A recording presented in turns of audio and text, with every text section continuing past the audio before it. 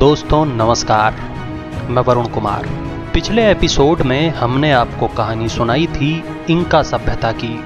आज के एपिसोड में हम आपको बताएंगे एज़टेक सभ्यता के बारे में। अमेरिका की ये सभ्यता करीब 1000 साल पहले पनपी थी और 500 सालों के भीतर ही तबाह भी हो गई थी। एज़टेक सभ्यता और इंका सभ्यता के बीच काफी कुछ मिलता जुलता था। इस सभ्यता को भी स्पेन के लोगों ने ही बर्बाद किया था। इस सभ्यता के पास भी बेशुमार सोना था और इस सभ्यता के लोग भी आसमान से आए देवताओं को देखने का दावा करते थे। लेकिन इस सभ्यता के कई राज ऐसे हैं जिन पर से कभी पर्दा नहीं उठ सका। आज भी प्राचीन सभ्यताओं का अध्ययन करने वाले एज़टेक सभ्यता को पूरा नहीं जान पाए हैं और वो मानते हैं कि ये सभ्यता बहुत ज्यादा रहस्यमयी थी। एज़टेक सभ्यता की राजधानी थी टेनोक्टिथिलेन। इस शहर के बारे में माना जाता है कि ये शहर एलियंस ने खुद बनाया था। 2015 के मई महीने में कुछ लोग इस शहर में घूम रहे थे और इसकी तस्वीरें ले रहे थे। एक पर्यटक के कैमरे में कुछ ऐसा कैद हो गया जिसकी उसने कभी कल्पना भी नहीं की थी। उसके कैमरे में टेनोक्टिथिलेन शहर के सबसे बड़े पिरामिड पर उड़ती हुई उड़न तश्तरी कैद हो गई थी।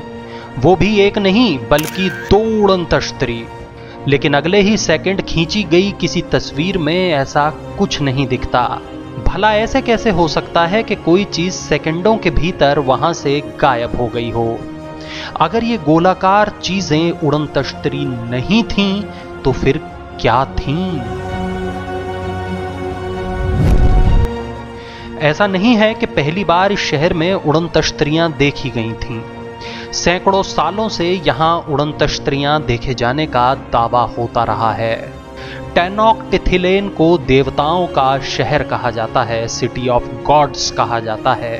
बियाबान के बीचों बीच बने इस शहर में बड़े बड़े पिरामिड बने हैं और हैरान कर देने वाली इमारतें बनी हुई हैं। जो बात सबसे ज्यादा चौंकाती है वो ये कि आखिर ये सब कैसे बनाया गया था। जिस पत्थर की इमारतें यहाँ बनी हुई हैं वो पत्थर तो सैकड़ों किलोमीटर दूर तक भी नहीं पाया जाता। आखिर ये पत्थर यहाँ कौन और कैसे लाया होगा? सवाल केवल यही नहीं है, सवाल ये भी है कि बिना क्रेन्स के, बिना किसी ट्रेनिंग के और बिना किसी अच्छी तकनीक के इस शहर को बनाया तो बनाया कैसे? ऐसा कहते हैं कि एज़टेक सभ्यता वाले कहीं और से आकर यहाँ रहने लगे थे। उन्हें सब कुछ बना हुआ मिला था। यही नहीं, उनके कुछ देवता थे जो आसमानों से आते थे और उनको हर चीज सिखाते थे। एज़टेक के लोगों को उन्होंने ऐसे ऐसे काम सिखाए जो वक्त से बहुत आगे के थे। आखिर ये आसमान से आने वाले देवता कौन थे? क्या वो एलियन थे? अगर वो एलियन नहीं थे तो फिर कौन थे और कहां से आए थे? एज़टेक साम्राज्य इन देवताओं को मानव बलि भी देता था। लोगों के दिमाग में छेद किया जाता था, उनका दिल निकाल लिया जाता था और उन्हें देवताओं को बलि चढ़ा दिया जाता था। इस काम के लिए एज़टेक लोग जंगली आदिवासियों को पकड़ते थे। उन लोगों को पकड़ते थे जो उनके राज्य के नहीं थे। लेकिन इन बलियों से क्या देवता खुश हो जाते थे? अगर ऐसा था तो उन्होंने धरती पर आना बंद क्यों कर दिया था? देवताओं ने एज़टेक वालों को सब कुछ सिखा दिया था। इंजीनियरिंग के ऐसे ऐसे चमत्कार दे दिए थे जो अकल्पनीय थे। फिर देवता चले गए। लेकिन जब स्पेन के लोग यहाँ पहुंचे तो यहाँ के लोगों ने उन्हीं को देवता समझ लिया। उस वक्त एज़टेक सभ्यता का राजा था मोंटेजुमा। वहां एक रहस्यमयी औरत थी जो दुभाषिए का काम भी करती थी। उसी ने मोंटेजुमा को स्पेन के हर्नैन कोर्टेस से मिलवाया था। मोंटेजुमा ने कोर्टेस की बहुत खातिरदारी की। उनको मंदिरों में ले गए और सारा खजाना दिखाया। कोर्टेस वैसे भी दुर्दांत लुटेरा था। उसने मोंटेजुमा को बंदी बना लिया और एज़टेक के शहरों पर कब्जा कर लिया। उसके लोगों ने गाजर मूली की तरह एज़टेक लोगों को काट दिया। मोंटेजुमा को भी कोर्टेस ने मार दिया। स्पेन के लोगों ने एज़टेक सभ्यता को धूल में मिला दिया। 2 सालों तक ये लोग लूट करते रहे और सारा सोना, हीरे, रूबी, माणिक जमा करते रहे। 2 सालों के बाद इन्होंने विनाश और भी तेजी से करना शुरू कर दिया। एज़टेक के बचे हुए लोगों ने क्यूबा से हमला करने आए लोगों की तरफ मदद का हाथ बढ़ाया और आधा खजाना देने की बात कही। क्यूबा से आए आक्रमणकारी इस बात को मान गए। कोर्टेस बच गया, लेकिन स्पेन के अधिकतर हमलावर इस चाल में फंस गए। सारे पुल तोड़ दिए गए थे, चारों तरफ से उनको घेर लिया गया था और भागने का कोई रास्ता नहीं था।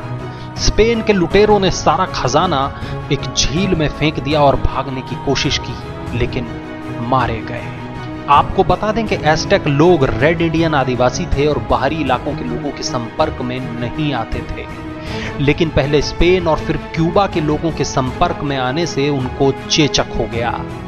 देखते ही देखते पूरी एज़टेक सभ्यता चेचक की चपेट में आ गई और कुछ ही हफ्तों में सभी की मौत हो गई। सालों तक एज़टेक सभ्यता के खंडर ढूंढे जाने का इंतजार करते रहे और फिर वो दिन भी आया जब दूर देश से आए लोगों ने खोए हुए साम्राज्य को तलाश कर लिया। लेकिन इस सभ्यता का सारा वैभव लूट लिया गया था और फिर शुरू हुई मेक्सिको की झील में खजाने की तलाश, जो आज तक पूरी नहीं हो सकी है।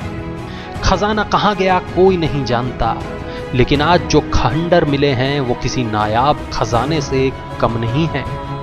एज़टेक खंडहरों के नीचे जो चीजें मिल रही हैं वो अपने आप में नायाब हैं, चाहे वो मूंगे के बने हुए फेस मास्क हों या फिर देवताओं को समर्पित की जाने वाली मूल्यवान चीजें। जितनी खुदाई होती है उतनी ही चीजें यहां से बरामद होती हैं। रोबो मशीनों के जरिए यहां सालों से जांच चल रही है और हर चीज को बारीकी से देखा जा रहा है। यहां का सच क्या केवल वही है जो स्पेन या यूरोप ने दुनिया को बताया, या फिर कोई सच ऐसा भी है जो कभी किसी किताब में दर्ज नहीं किया गया?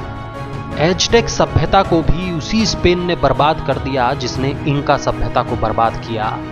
इनका और एज़टेक सभ्यता के तार जुड़े हुए हैं अमेरिका की मशहूर माया सभ्यता से। ऐसा भी माना जाता है कि माया सभ्यता से ही एज़टेक सभ्यता निकली थी और फिर एज़टेक से इंका सभ्यता का विकास हुआ। लेकिन ऐसी कौन सी बात थी जो बार बार यूएफओ यहां आते रहे? आखिर इसी सभ्यता के लोगों से ही आसमान के देवता क्यों मिलते रहे? अगर ये लोग एलियन थे तो क्या प्राचीन सभ्यताओं के एलियंस के साथ रिश्ते थे? क्या माया सभ्यता को एलियंस ने ही बुलंदियों की ऊंचाई तक पहुंचाया था? क्या एलियंस ने ही माया सभ्यता को इतना उन्नत बनाया था? जानने के लिए हमारे अगले एपिसोड को जरूर देखिएगा और हमारे इस चैनल को भी सब्सक्राइब कर लीजिएगा, ताकि हम जब भी कोई नया वीडियो अपलोड करें आप तक नोटिफिकेशन पहुंच जाए। दोस्तों, अगर हमारा ये वीडियो आपको पसंद आया हो तो इसको लाइक ज़रूर करिएगा और अपने दोस्तों के साथ भी शेयर करिएगा।